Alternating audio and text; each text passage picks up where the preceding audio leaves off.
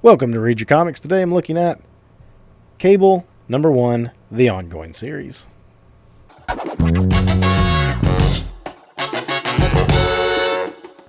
This is another one of the top selling comics of 1993. If you're wondering why I keep covering this, it's because it was the peak year of comic sales. That doesn't mean it was the peak of comic quality, it means it was the peak of comic sales. The speculator boom had exploded, and this is where we were. Marvel was putting out stuff like this, which has a nice cardstock cover with the gold foil, and you kind of see the gold etching on the edge of his costume there. And we're just going to pump out more X-Books. So Cable had already had a 2-issue miniseries by John Romita Jr., but this is the ongoing one. Got a wraparound cover here. This was kind of an answer to all the stuff that, like, Image was putting out a ton of books, Valiant was putting out a bunch of books, DC had the Death of Superman going on and the Nightfall Batman storyline going on. So Marvel's answer really was just to kind of like keep pumping out books. Book. And what better way to capitalize on Image than to take Rob Liefeld's creation and give him his own ongoing series. You'll notice it says Future Destiny here, and Cable has a little goatee going on. That should hint that this maybe isn't exactly the same Cable that we're familiar with from X-Force and stuff. Now, as I jump into this, I'm going to freely admit I was never a huge Cable fan. I was not really on the X-Force bandwagon. I did get the first couple of issues when they first came out. I didn't love it. I didn't stick with it. I just wasn't that into it. I didn't really care much for this character. He didn't do anything for me. I did not read this when it originally came out. In fact, when I was getting most of the X-Books, Cable was one that I didn't really get for a while, unless there was like a specific crossover tie-in to his title. I didn't care. I didn't care about Cable at all. So reading this was pretty interesting, and there's stuff in this that I'm not even like 100% sure what's going on. I know that it's taking place in the future because Cable comes from the future, sort of, in his convoluted history. He grew up in the future, let's put it that way. So we're getting a tale of him with these rebels, post-apocalyptic version of X-Men future that he is from. They have dumb names. They say stupid things like stab his eyes or stab my eyes, which is, I guess, akin to the Beast saying, oh, my stars and garters. But Cable isn't the only one that says it here. No goatee here. This is a flashback within the future story, so to speak. Creative team. We got Fabian Nicieza. He was involved with X-Force, and I mean, he gets credited as the writer, like the plotter, a lot with those Liefeld books from Marvel, but I think it was Liefeld really doing it. He was maybe more of the scripter. And we got Art Thibert doing art duties. It says special thanks to, I'm assuming these are all inking contributors, Danny Mickey, Dan Panosian, Trevor Scott, and Al Milgram jumping on inks. I know the name Art Thibert. Mostly I think of him as an inker, and I don't know if he's like, well, I'm pretty certain that what he's trying to do here is to emulate what Rob was doing with Cable as much as he could.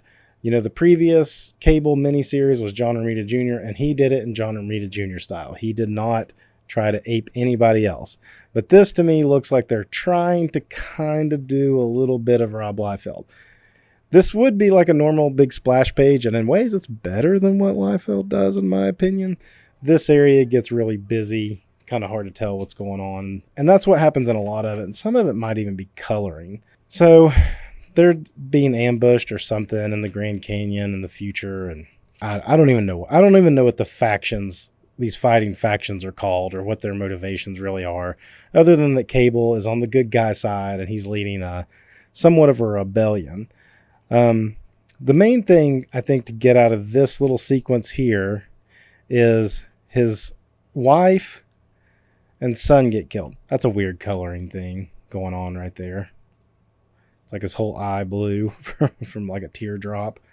They get injured. The wife gets injured. This character, I don't know if it's a person or a robot or what, is telling him like it's too late. You can't help him. This is his wife. It's pretty sad. She dies. It's too late. Where's their son? Their son is missing, which I never even saw the son in here. Was he one of the fighters? Was he one of the young people? I suppose. I don't know. He wasn't like a baby or a little kid. I also don't know where this picks up off that Cable miniseries with John Romita Jr. That's one I've never read either.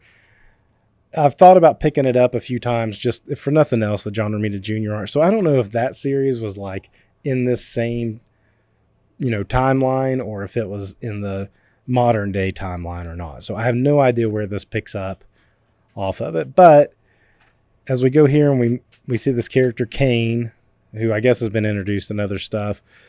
He's actually watching all this in some kind of like video hologram. And he mentions like, oh, I didn't know you had a son and a daughter. Of course, you never told us much anyway. So maybe that's new to this series, because it did say on the cover that it's going to reveal secrets behind X-Force's mysterious leader. So maybe that's new in this series, this #1 book. So then he goes walking through the town and he gets jumped by some people. He shows off his powers. This is like, what are his powers? He's like got kind of Colossus arms coming out. I really don't know a ton about this. He's also shooting out energy beams. Yeah, it's weird. But all this like hatching, this kind of ticks and stuff. It's like somewhere between what Liefeld and Jim Lee were doing. Terrible coloring on his face right here too. This magenta, spotting magenta. Gosh.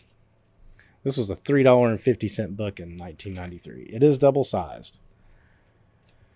We have our Illuminati group from the future.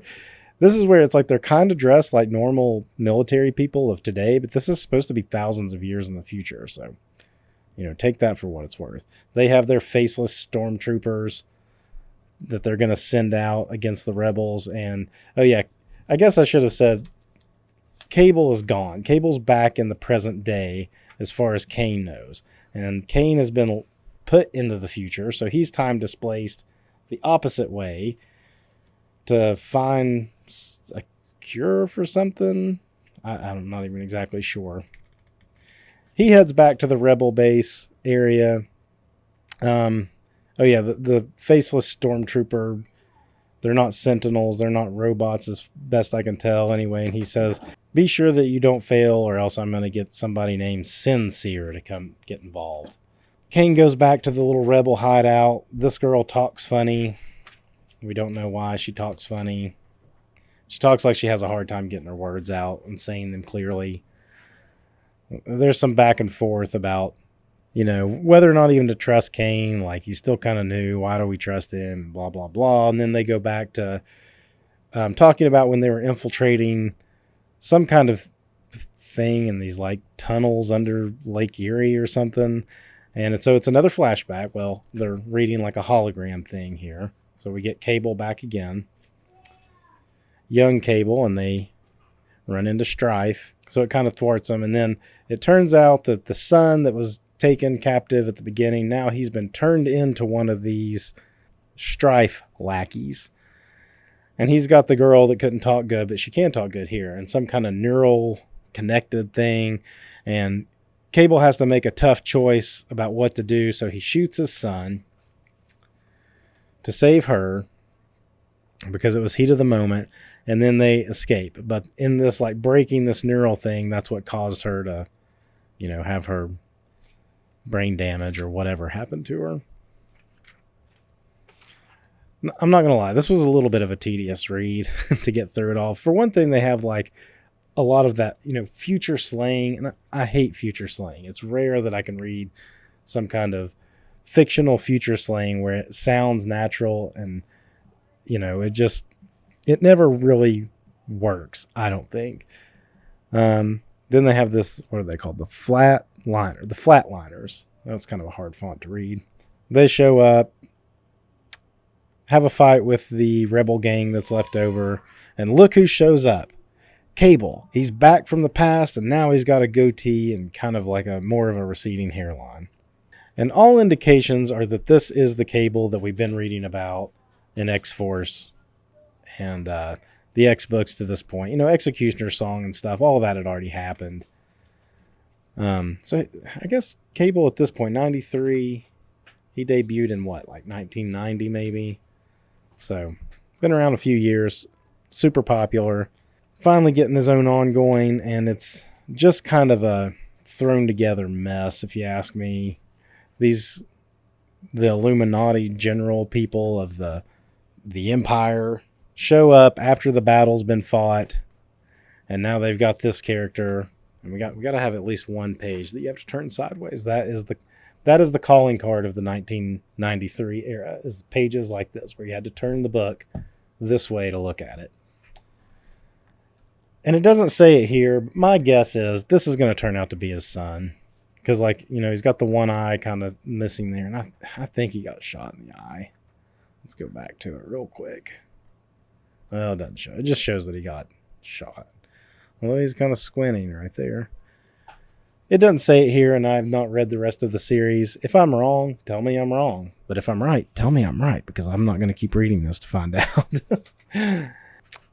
Yeah, so, you know, old Cable comes back. We're going to call him Old Man Cable. He comes back to lead his team to go stop some other kind of time machine thing. That's basically the crux of it. This page was terrible, I thought. They're looking at some kind of hologram thing, and I'm going to blame it on the coloring because it just gets lost. Oh, and you get a back view of Cable's hair here. He's got, like, it's not just receding hairline. It's shaved around, except for, like, this area, which I guess he has a ponytail. Yeah, does he have a little ponytail going on? Like, what kind of haircut design do they got going on? I mean, like, this page looks pretty cool, right? This splash page of Cable. He's got his big shoulder pads. His goatee makes him look even more hardened and grizzled. But I didn't realize his haircut was looking like this. Look at that. Anyway, my biggest complaint, though, when I was reading this was this, like, hologram scene that you can't even see what's going on. But it's at Niagara Falls, and they're saying this, like, what do they call it? The time displacement nexus is Niagara Falls.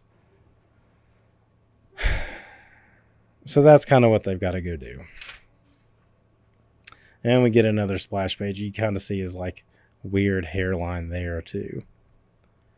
Next, the Clan Chosen attack the Tenix. So they are the Clan Chosen. That's their faction. And I don't know what the other Imperial one was called. It says it in here, but man, here's the funny thing about this. I read this just earlier today, probably about 6 hours before I made this video. And that's how memorable it was that I couldn't even remember the name of the Empire people, that they're the faction that they're fighting against here. Because I don't even, from what I even know about Cable's history, this doesn't ring to me. I think of, like, the Ascani and stuff like that. I don't know. I was not impressed with this Cable issue at all. I know eventually the series goes back into, like, the proper timeline. Probably by the end of this, I think by the end of this year, because there's some tie-ins with the, what's it called? Legion Quest storyline just before the Age of Apocalypse, which would happen later in 1994 anyway. So within a year of this issue, and then also there's, like, Onslaught issue tie-ins that I know I got. The Cable book, this Cable volume, I think was best when Jose Ladron took over, and I think Joe Casey, and they did a really good, like, very, like, Kirby meets Mobius kind of take on it, and that was a lot of fun, and that's been the most enjoyable Cable I've ever read. This is very reminiscent of, like, we're just trying to keep that gravy train running kind of storyline. So, somewhat disappointing. That's all I got. Until next time, read your comics.